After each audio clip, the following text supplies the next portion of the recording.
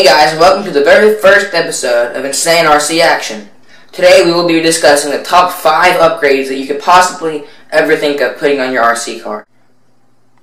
Alright guys, so now we have our RC car. Now basically the very first thing you kind of want to look at is wheels. Now depending on how big or small your car is, you can kind of determine on what kind of wheel style, on or off-road, kind of what you're looking at, okay?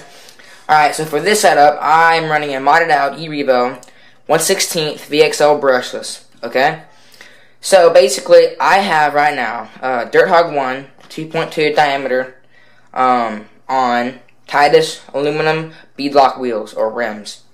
I like them personally because it gives you that off-road feel with a bigger diameter than the actual stock E Revo tail-on tires. But it also gives you a stronger sidewall feel and better for jumping, of course. But you can also go on-road with these things, but it's not like totally off-road. The next step to upgrading your RC car would be suspension. Now, this car actually comes with green springs, or green modeled springs, that are the stock suspension. You know, it's good for kind of farting around, you piddling around on the street, maybe in your front yard, but nothing major for jumping or giving way to like curbs and, you know, jumps and dirt and rocks and stuff. So what I've done is I've gone with the black springs, and you can tell this by the little black marks sitting that indicates that they're the black set of springs. Now they also make tan and green, meaning green are the weakest springs, but they're the stock springs that come on with it, and I believe they are these that I've already replaced with. So they are these springs, the little green mark indicating it. And then the next step up would be tan for the E Revos, and then obviously the black. Now, if you're not looking at an off-road setup, and maybe you want an on-road setup, then you can kind of go with the tan or green springs, even the stock ones, like the green ones, depending on how much you want the car to tilt and do other stuff. But I'm more of a jumping off-road setup, going on hills and going over rocks and stuff, and possibly on tracks, so that's why I went with the black springs. Now, this next step is obviously power, and the power comes from whatever battery you want to choose. Now, this car originally had one nickel metal hydrate battery, 1200 milliamp hours, you know, not too great. I just bought 2 of them, just, you know, what the heck, to see how it tested. It went about 35 plus, maybe 40 on a good day. Batteries had fresh charge on them, but really nothing too spectacular, nothing meant for jumping or anything. So what I've done is, obviously I've cut out a little space in the body so this new ESC, electronic speed control, could fit. But I went simply with the Valenian VXL 3S, meaning meant for a 3S LiPo ESC. Now this actually runs in the 1/10 scale E Revo model.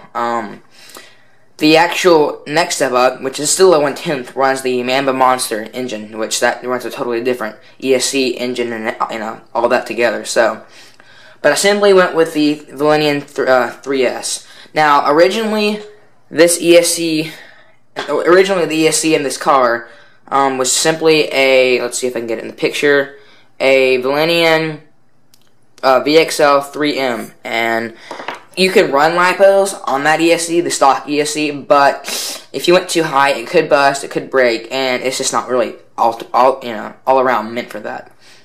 I didn't have to replace the engine in this car, therefore it saved me some money. But if you are looking for a bigger LiPo battery in one of these size cars, I would definitely consider replacing the ESC, maybe the engine if it's not, you know, obviously not equipped or ready for the biggest battery, or the battery you're looking at.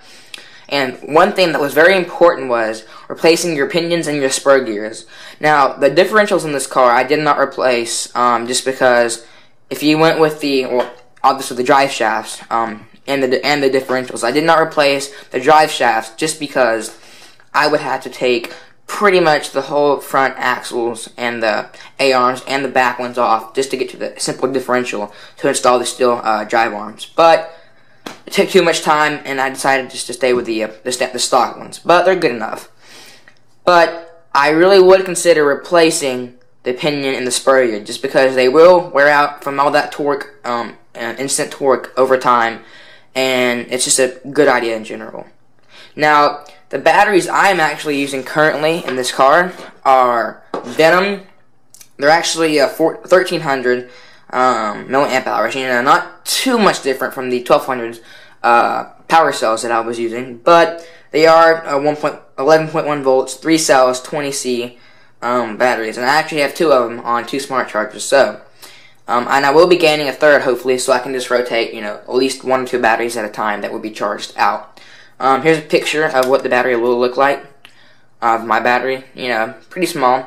I made the mistake of ordering 6400 milliamp hour battery that I totally tore to pieces because it wouldn't fit on the car, and I got pretty mad, so I just duct taped it to the front of the car and crashed. But I still have it, still works. But I've gone with the 1300 milliamp hour batteries, and they work great. They actually do fit in the actual slots of the car, and I'm running one at a time, and these are 3S again, because I don't have the other room, because the ESC has to fit in the other battery slot. So, there you go. Alright guys, now one of the last steps that I would go with when you're upgrading your RC car is steering. Now, I did mention in the suspension clip that I am running TRX aluminum tie rods along with the upgraded suspension. But when you're looking at steering, I just strictly stuck with the stock steering servo, just a single plastic one. Now, I haven't had it happen to me yet, but I've been to, you know, different places, and they say that on this car, if you upgrade to any LiPo battery, that eventually it could strip, and if you just replace it with a metal steering servo, TRX steering servo, you should be just fine. This car is light enough that I don't need a second servo. I just need just a single one, but yes, I would definitely consider upgrading to the metal servo instead of the stock plastic servo. Also, I do have, if I can get it in camera here, I do have metal or aluminum turnbuckles. And also, the turnbuckles and tie rods are aluminum. You can go plastic or a bit stronger, but not as strong as aluminum, carbon fiber if you need a little bit of flex. But what I've done is, I've left the tie rods aluminum, turnbuckles aluminum, but the A-arms are strictly plastic. I will be upgrading to a steel drive shafts, and pretty much just the sockets that the tires, the rotaries that they connect into. I will be getting metal, so you have a bit of flex with both of the A-arms, but then again it's strong because of the aluminum. I'm just gonna say thanks guys for watching this very first video, and I hope it was helpful as far as upgrading your RC car parts. And yeah, stay tuned for the next video. Thanks for watching.